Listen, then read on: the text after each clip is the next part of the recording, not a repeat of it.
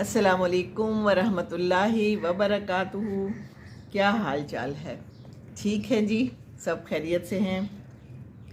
ये मेरे पास 29वां सिपारा है, तबारकल्लज़ी, और सूरह मुल्क से शुरू होता है, जैसा कि आप सबको पता ही है ना। मैंने कहा मैं आपके साथ शेयर करूं। वो बड़ी बरकत वाला है जिसके हाथ में सारी बादशाहत है।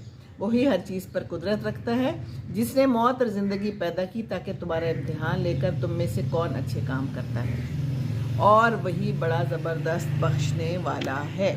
तो ये ज़िंदगी इम्तिहान है, पहली बात तो ये।